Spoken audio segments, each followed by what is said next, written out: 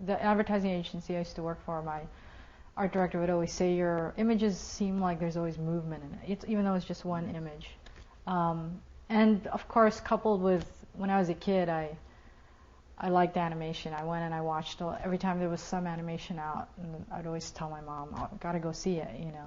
So it's the characters that I saw, especially if it was a good anime. I mean, when you're a kid, sometimes you're not really very discriminating, but you lock onto a character, and it was just like, man, that would be awesome. Of course, that time when I was younger, I didn't realize how difficult it was to do in 2D, you know. So I think that's why I got into animation.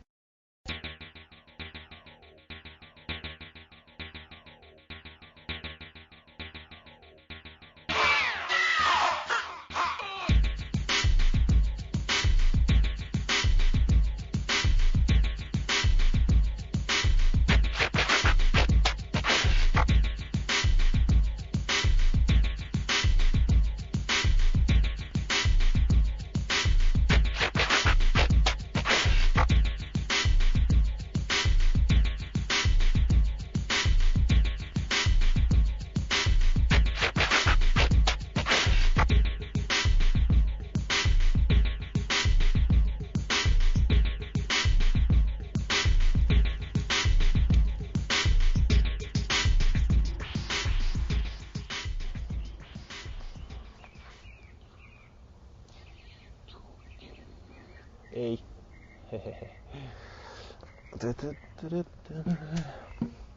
Hey, what's up? Before we start this class, I want you guys to look at something. So we have a green ball and a blue ball.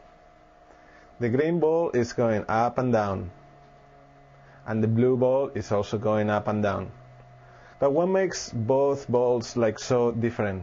What makes their animation and what makes their energy just so different from one to the other? And the answer is very easy. It's timing.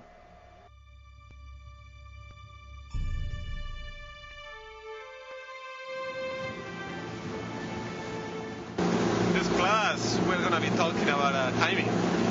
Timing is really important. So we're going to be talking about basic motion, like here.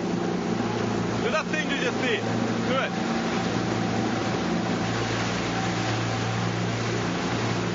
Yeah. This is my friend. And so we're going to be talking about basic motion, the laws of Newton, just basic motion on inanimate objects, but starting from the very basic foundation. So I hope you enjoy it.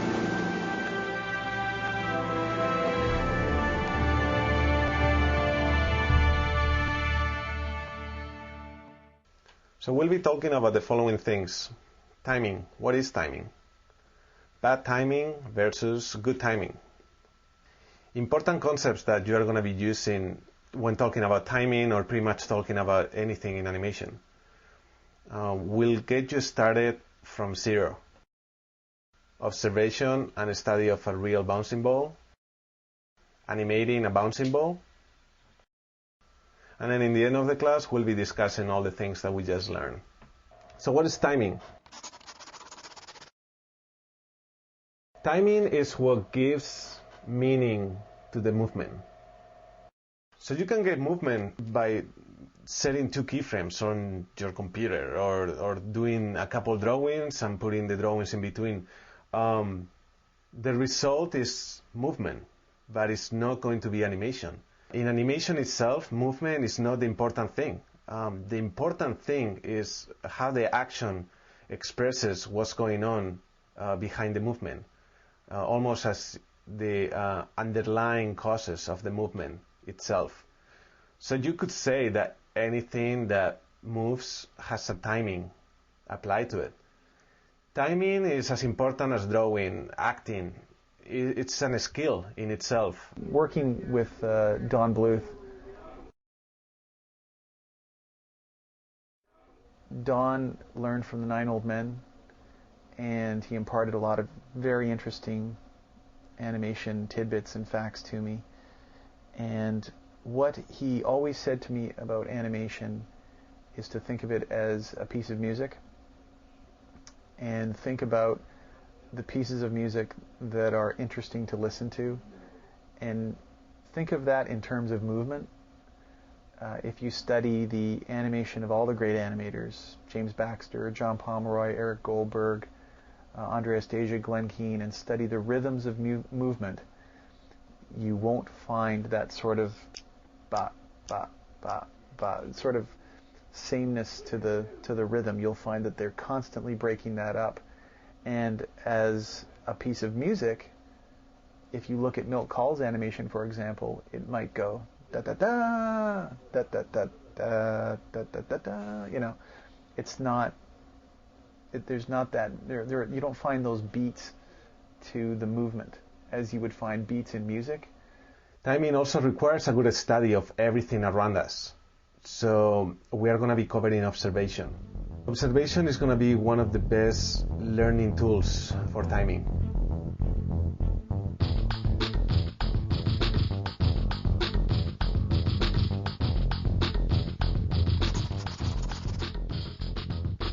So with good timing, movements make sense.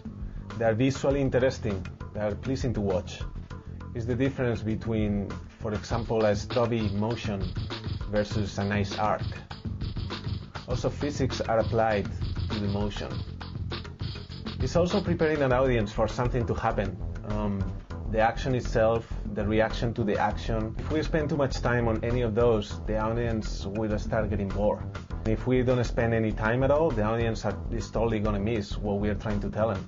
So the idea is actually going to be wasted.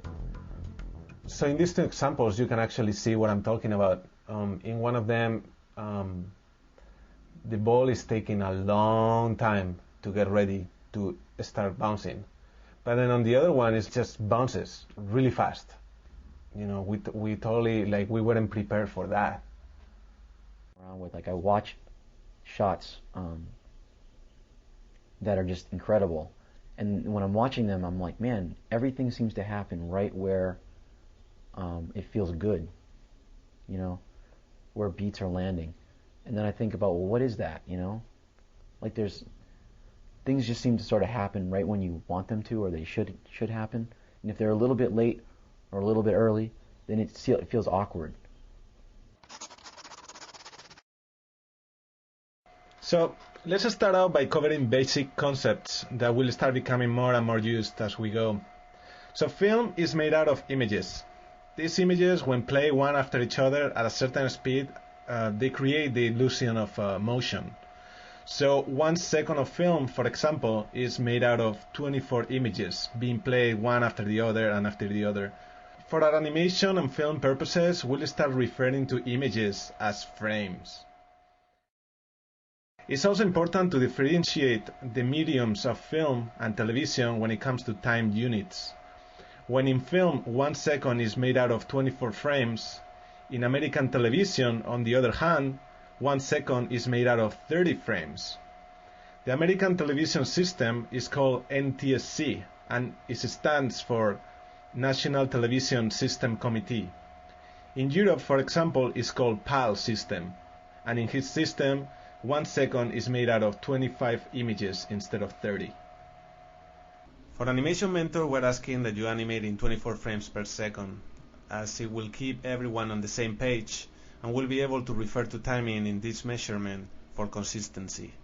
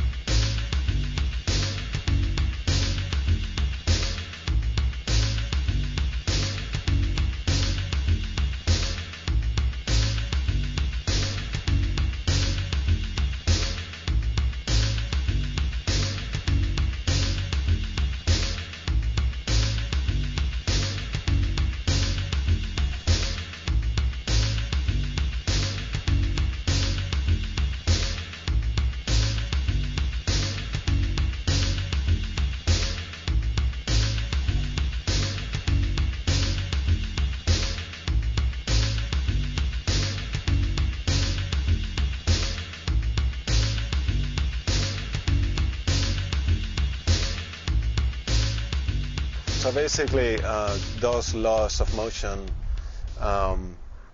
they can be summarized on the fact that once something starts to move, it takes a while to stop moving.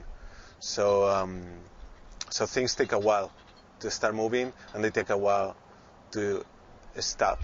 And the bigger whatever is moving, the bigger the object is, it's gonna take longer to start moving. Take, for example, an elephant. It's so much weight on that animal that, it's not, an elephant is not gonna be like, and it's gonna start moving. Like an elephant, it starts to move slowly, and then it starts walking. And the same thing with stopping. The bigger the object, the bigger, the longer it's gonna take that object to come to a stop. It's very proportional.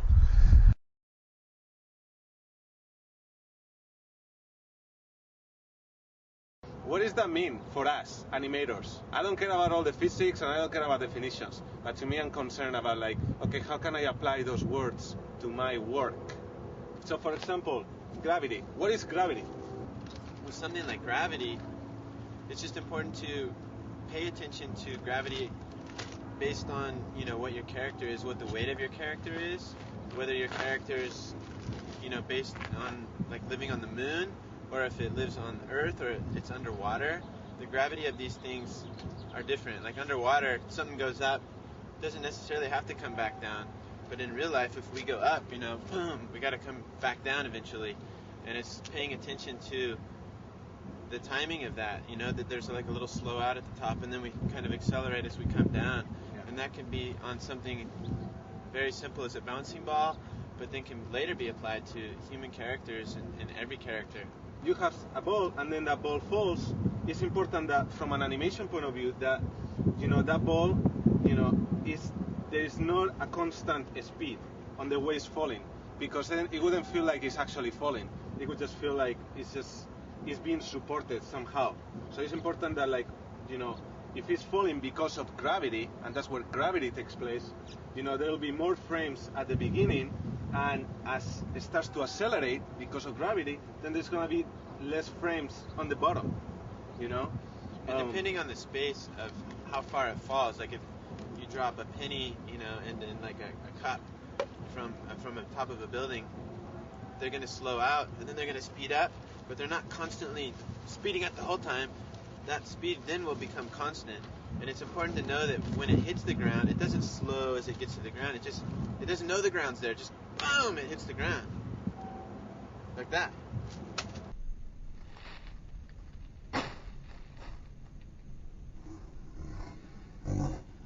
And then it will, based on gravity, when it lands, depending on what the object is made of, it's going to bounce up again and then bounce, and have residual bounces. And that's all dependent on the weight of the object, what it's made of, and how far it does fall. Like if I drop something just off this bench, it might not bounce as much, but if I dropped it, threw it way up high in the air and then boom, it came down, it's going to react differently, and it's going to react based on gravity and the weight of itself. For example, you have somebody running, and it gets into a wall. Well, it runs into a wall, yeah. Runs into a wall, and he's been accumulating all this inertia. So therefore, it's almost like inertia is almost like all this motion energy built up that you have to release somehow. So for example, if I'm running all that stuff, what is that? That's a consequence of inertia. For me, inertia is, just the energy an object has when it's in motion. So if you it's a very simple example to look at for that is just on a bouncing ball. Just like when it squashes down on the ground, it's building its inertia. It's getting momentum, or it's getting ready to have momentum. When it comes off the ground, that's the inertia that's created from that anticipation on the ground. So it's that force, that the energy that it gets when it's moving forward, and that again happens, on a person if they're running, or if somebody's standing there and they get hit, boom, all that, the inertia of somebody punching affects the other object that it comes in contact with. So it's the energy in motion, I guess. We say different terms, they almost mean exactly the same thing. One is like momentum and inertia. They pretty much go hand in hand. To gain momentum, you have to, you're gaining inertia as well.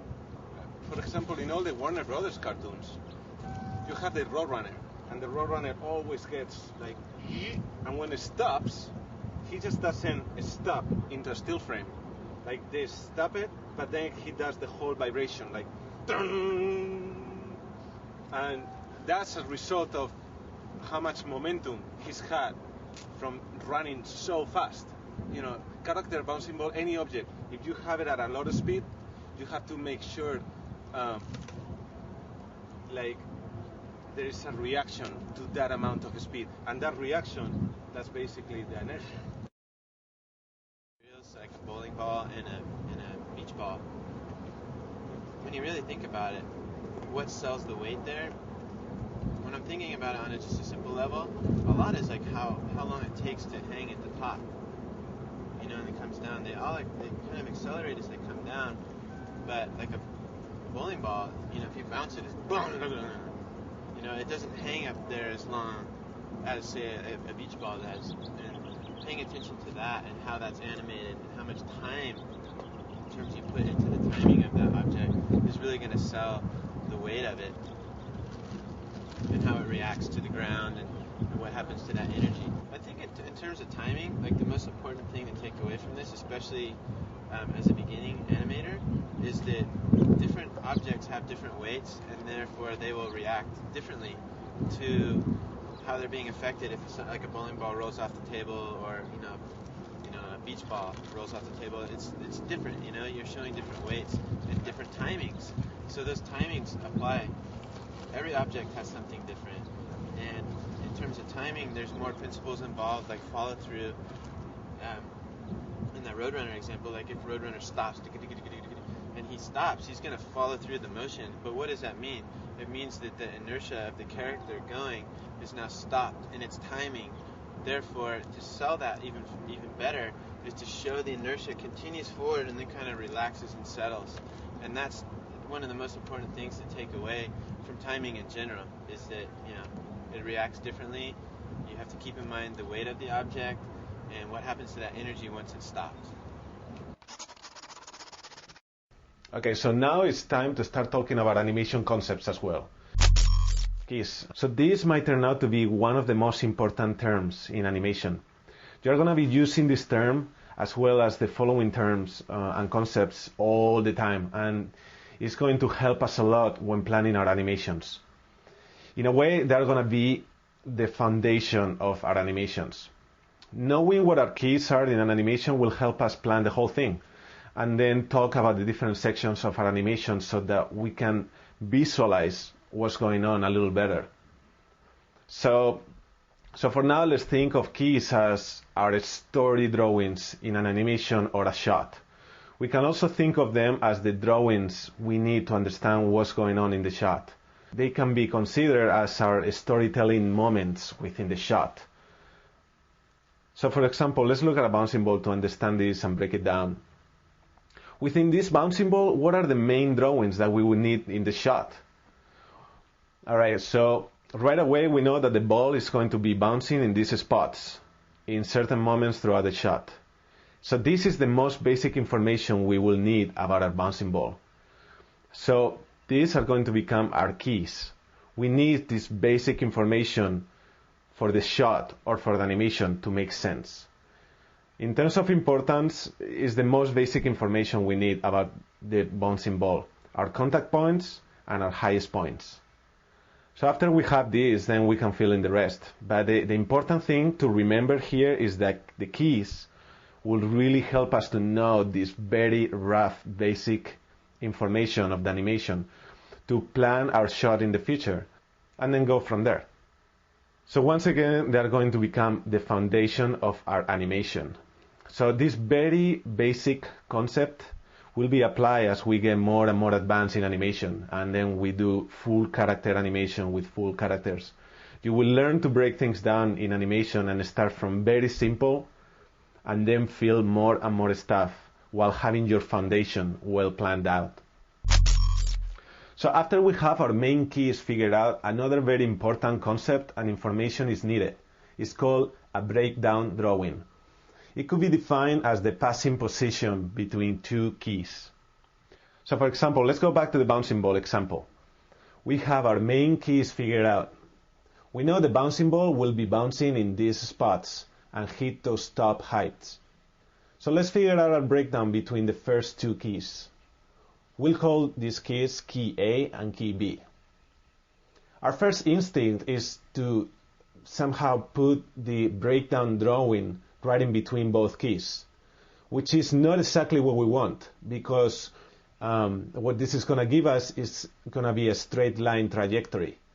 But we have to remember we are dealing with a bouncing ball.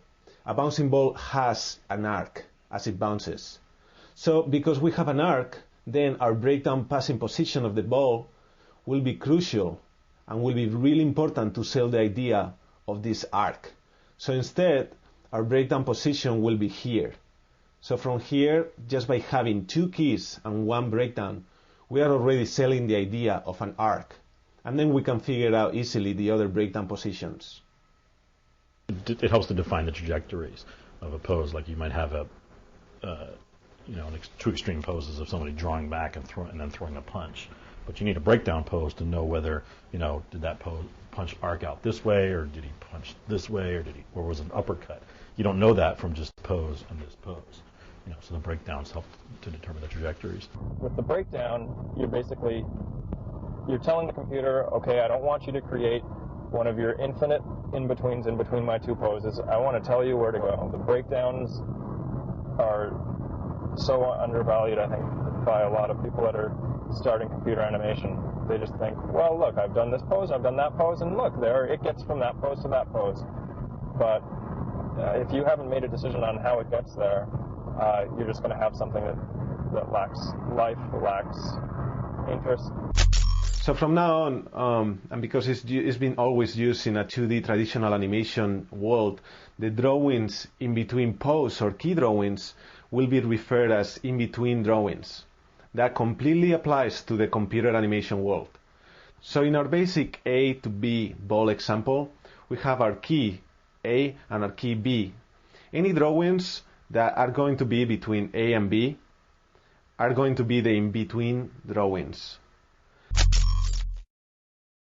So in our example of the ball going from A to B, we refer to spacing as those gaps that tell us where the ball is on each frame. So on his book, The Animator's Survival Kit, Richard Williams talks about spacing and timing in a very clear and simple way. We have like a bouncing ball. Bong, bong, bong. These moments right here. Bong, bong, bong. Those could be considered the timing of your animation, almost like the beat. So now, where the ball is, situated, let's say all these moments where the ball is at, that's considered the spacing. So I guess it could be something like here, this spacing. So where the ball is in a space, that's what it's called. Spacing. Many animators I know, when they are actually talking about timing, they combine the terms timing and spacing when talking about timing in general, because those two are such an important part of any animation. Yeah, like first you start with your keys and your main poses, and then you add your breakdowns and stuff like that.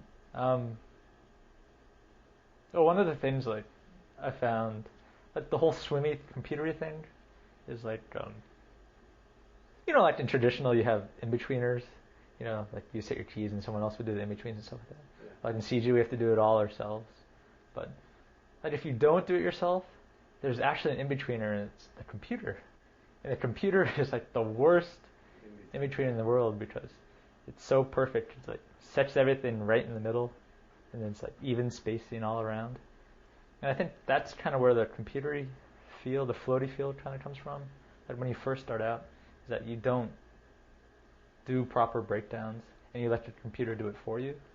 That's what I found in my own work. That if you let the computer do too much, then it just turns out horrible. Yeah.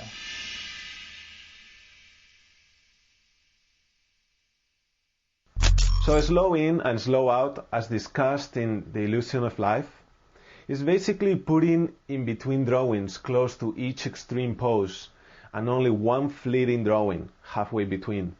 Or in other words, easing in and easing out of the extreme positions, as Richard Williams talks in the Animator's Survival Kit. Think of it as cushion drawings for each key drawing. So for example, we have our main two key drawings, A and B. We will find the half point between these two key drawings, and then we make that drawing. So now we find the half point of this drawing we just made, and the two key drawings, and so on. So these extra drawings spaced out this way will give us the illusion of the object slowing out or easing out of the move, and slowing into or easing into the move. You don't have slow in and slow out. You have a lot of jerky scenes that just a jerk.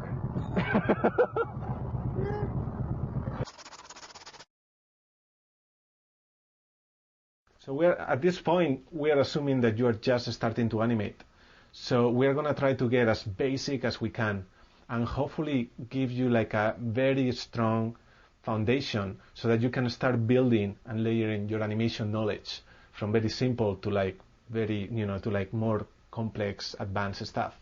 So with that in mind, we're going to start out with just a little simple exercise, which is the bouncing ball. So we're going to go ahead and animate a bouncing ball using only timing and spacing as our tools. In later classes, we'll learn about layering things like squash, stretch, and overlap and other things. But for our purposes on this class, we're only going to pay attention to the timing and the spacing of a bouncing ball. So with this said, it's important that we start observing things, how things move, how long do they take to move, bouncing balls, people playing basketball, a car starting or a car coming to a stop. Real life is going to be one of our best textbooks from now on. An observation, I guess for me, it started out as, as a habit, but then as I was getting more and more into animation, and as I was getting deeper into animation, it turned out to be an obsession. And that obsession, it ended up being like the best tool that I have as an animator. Just paying attention to every single thing that goes on around you and see how everything moves, how everyone talks, how everyone gestures. It's kind of hard at the beginning, but in the end, you're going to get used to paying attention to the smallest things that you can actually apply to your animations. So from now on, we're going to start really paying attention and really analyzing and studying live action footage, because it all starts from the things that are around us. It all starts from watching how things move so that people can relate to it. So now we're going to look at a bouncing ball clip, and we're going to look at some of the concepts that we have talked about as well as some new ones. Okay, what do we first notice here? The main thing to pay attention here is where the ball hits the ground and also where the ball reaches its highest points. So it's important that we notice this early on, because this is going to help us and it's going to serve us as the foundation for an animation test. So these are going to basically be our keys. And then right away we notice the path of the ball. It's definitely not a linear path. There is arcs going on constantly. The kind of arc usually going on in a bouncing ball has a shape of a parabola. And it's one of the things that is going to sell the action of the ball in a space trajectory, reacting to the speed, the weight, the material, and gravity all together. All these things are going to play roles. If we had different weight or that different material on the bouncing ball, we're going to notice right away some major changes in the way it bounces. Like, for example, how many times it bounces, as well as the trajectory in space, how high the following bounces are, and so on. But for now, we're going to stick with our main example. So, because we noticed that the bouncing ball goes in an arc trajectory, from there we find our breakdowns, which are going to be these ones. So far, we have a lot of great stuff to work with in terms of reference study. So timing-wise, we notice that the ball bounces in these frames. Now, while it's good to know that for learning, it's also good to remember that we are dealing with animation. So certain things might have more realistic timing than other things, where timing might be stylized for different purposes. For example, timing in some cartoons might be considerably faster and snappier than in real life for comedy purposes.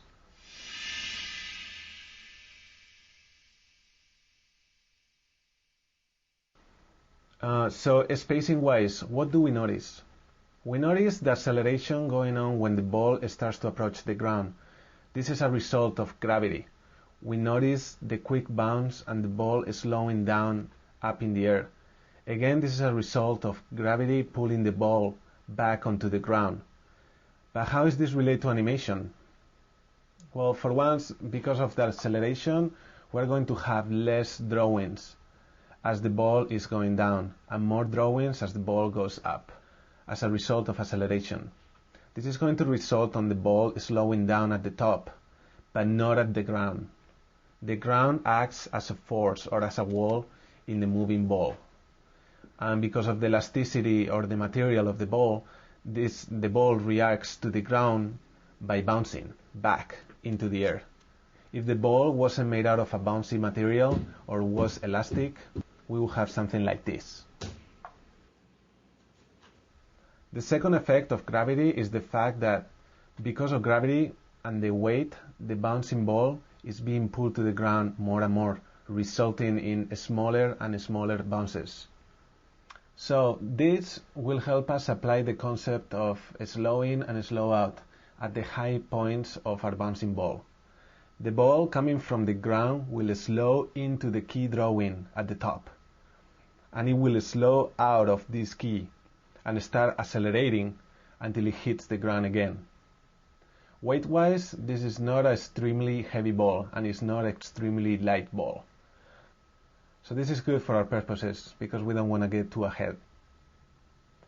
So we learned some things about bouncing ball at this point. It's important to remember not to take this information so literal from the live action reference, but instead to take this reference and start experimenting ourselves and figure out what we like and what we don't like, what feels faster and what feels slower. With time, you're going to develop a sense of timing on your own, and the more you practice animation, the more this timing will start taking shape in your future animations.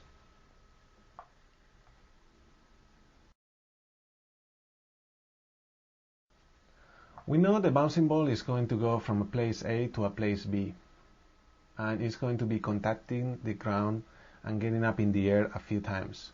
So in this test, we will do a normal bouncing ball, not a very heavy ball, which could be like less and smaller bounces, and not a very bouncy ball, which could be more bounces and bigger ones. So it will start out bouncing pretty high up, and then we have a few progressively smaller bounces after the initial bounce. So we start by making these ones out. Creating these keys will have a different name in different mediums. Keyframing is something that mostly applies to computer animation. In hand-drawn animation, we will call keyframes to key drawings. So our key drawings or keyframes are the important frames in our action. So we can preview the timing in different ways. We can work in step keys, which is more of a traditional 2D approach.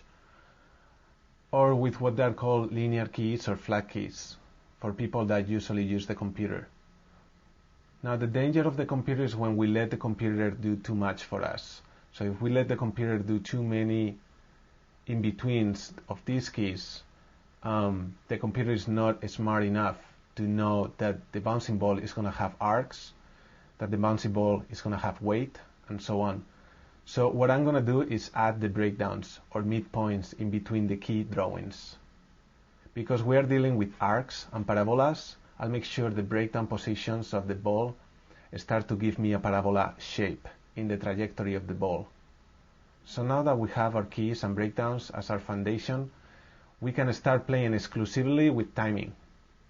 We can do a first timing pass on the timing of the bouncing ball by applying a similar timing to the timing in the live action bouncing ball to start with. Now this stage is going to be called blocking. Blocking is a pretty important concept in animation and in our industry in general. We call blocking to a first rough pass in animation without really paying attention to detail. Think of blocking in animation as a quick sketch in drawing. It gives you the overall idea of what the animation will look like, but it's not going to have any details in it, because we are more concerned in getting the right timing to the ball.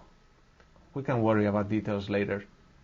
So let's play with the timing and the spacing of just these keys and breakdowns and see what starts to feel right.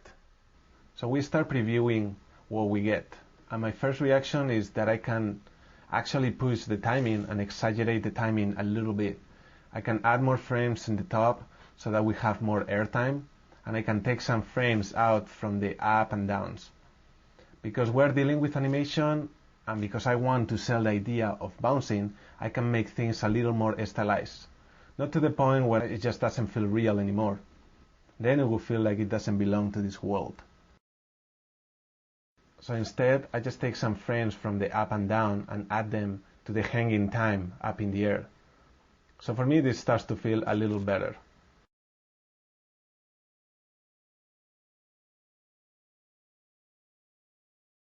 So after we have these keyframes, we look at our animation. We have the key moments where we want them to be, as well as the timing we like. This is the part where we get into the spacing of the action. The great thing about the stage of blocking is the fact that we can experiment with just timing and spacing until we get what we want. So for example, let's look at these examples here. I have the exact same timing, but I'm trying different things on the spacing of my keys and my breakdowns by placing the following bounces smaller or higher. So just by only changing the spacing of the bouncing ball, I'm already getting really different results in the way the bouncing ball feels. So let's go back to the normal bouncing ball spacing. Let's remember back at what we talked about gravity and acceleration and how this translates to animation with a slow into the top high key and slow out of these keys. We will follow the same method of looking for the breakdown key and adding the midpoint between the highest point and the breakdown, and so on. Also, let's remember not to add these slow in and slow outs on the contact frames, because the ball is accelerating down. So instead, we will get our spacing to look like this.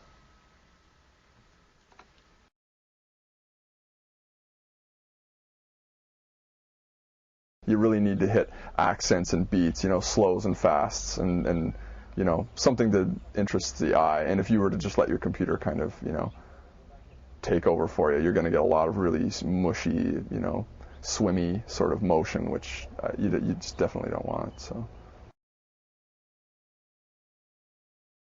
There are different ways of doing this in-betweens, whether you use the computer, the drawing table, and so on. On the drawing board, as you start filling the gaps, it's very important to follow the path or arc as we start to add more drawings after our initial timing. We should make sure these new drawings are supporting what we wanted to do with our keys and breakdowns initially.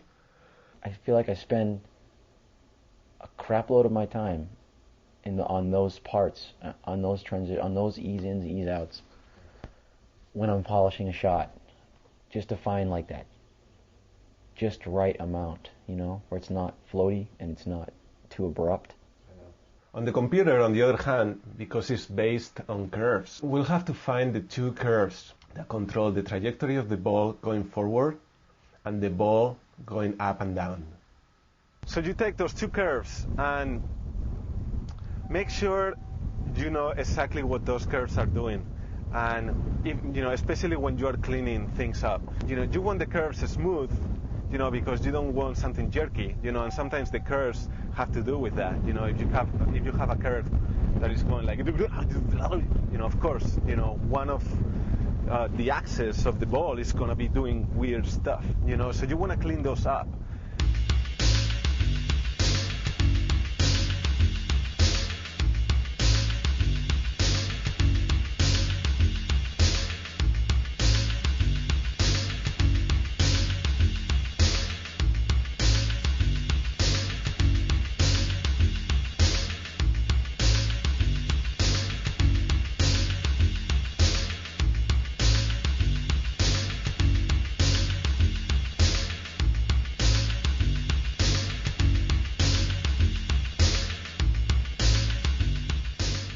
In the simple bouncing ball that we just got, I made sure that the curve that is showing me the up and down has a path of exactly what I wanted to do. So of course that curve, I don't want that curve to have any type of thing breaking except for at the bottom, because it's reacting to the acceleration of the gravity of the ball going down. So of course I want that curve to be, broken up. And then when it's going up, I want the ball to be slowing down. So with curves, it's going to be a lot of practicing and a lot of experimenting. When I first started working on the computer, I was like, I had no idea what the curves were doing. Sometimes it would really be very confusing.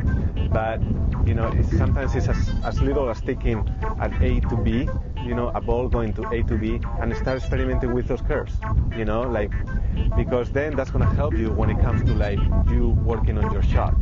Oh yeah, I know what that curve is going to do, and it's going to allow me to do that kind of stuff. You want to make sure that the essence of what you are trying to do in your animation is there.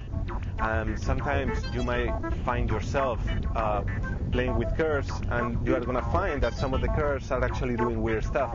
But visually, when you look at the screen, the bouncing ball or your character or your arm or your hand is doing exactly what you want. We can figure out the same bouncing ball by using curves if we are using the computer. But in the future, when we are animating complex things and full character animation, you will realize the importance of animating using keys and breakdowns as a way to plan things out in a more effective way, because it's a visual way of working. Yeah, I don't really like to let the curve do the work for me lately. It seems like, even if I don't, for some reason, even if the curve is doing almost what I want, I'll just frame by frame anyway and just kind of key it as I go along. The important thing is that you have things very clear, because the problem with the computer is that it makes things can start getting very confusing very fast, and you don't want that. If the bouncing ball is going that way and it's going up and down, you definitely want to make sure that you are only dealing with the controls or the curves that deal with the bouncing ball going this way and this way. And by that way, you start making your animations more clear in your head. And your planning and everything is going to be a lot easier than if you start using a lot of controllers right away, because then it's going to be such a mess. And especially for people that are starting like you guys, you don't want to be too confused. You kind of want to go little by little. As long as you understand how you go about planning out your scene and your idea, and then taking it, refining it. Your shot is about almost taking this goal, this piece of coal, and polishing it and chopping it off and loving it, and then no, I'm just kidding. That's Tommy Boy thing, but you know what I mean, like loving it and just really making it shine, and then until it's a diamond in the end. That's what it's like to do a shot. And that's going to be great for your animation, because then you are telling the computer what you want it to do, instead of the computer telling you what the computer wants to do.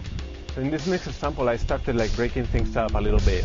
I took exactly the same approach of timing and spacing as I've been talking about, and I started breaking it up a little more. I started trying to add more variety, so that things aren't so repetitive. You know, on a bouncing ball, things start to be more like boom, boom, boom, boom, boom, boom, boom. So instead, I took the same approach, you know, and then I started making some of that timing a little smaller, you know, in some parts. Other parts, I made the timing longer and the spacing like higher.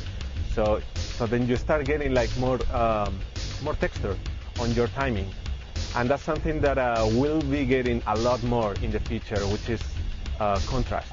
And contrast is something that we're going to be talking forever. Why? Because contrast is what makes things a little interesting. So basically, I took timing and spacing on the bouncing ball, and I started adding contrast and adding variety, and kind of just like breaking things up a little bit. You don't want to see things too repetitive or too long, because then people start to like follow you, and you don't want that. It's like me, I really love music. It appeals to me that there's always that 4-beat type of music, but that's kind of like, after a while that kind of becomes boring. You like music where it's like, there's that 4-beat, you know, that 1, 2, 3, 4, and then in the middle they'll put like an extra half beat or, you know, and it's really interesting, and that's kind of like the way animation is. Hey, what's up, guys? School. I hope you guys had a lot of fun in this class. I know I covered a lot of different things, but I hope I broke things down from like very simple to a little more complex. Regardless of all the terms that I use, keys, breakdowns, slow-ins, slow-outs, all that stuff, what is important for you is to remember to keep things simple, and make sure you guys know exactly what your animation is going to look like. And that's why keys and breakdowns are going to be very important, because those are going to be the main points of your animation. This is what I want my animation to say. So I want this, and that. And then another thing is going to be experimentation and practicing. On this class, we were dealing with a regular bouncing ball. You know, that's a bouncing ball that is just a regular one that has no life. You know, it's just your standard bouncing ball that you take and boom, boom, boom. But the cool thing is that now you guys can go ahead and start practicing. You know, like, okay, how about if I want this bouncing ball to be alive?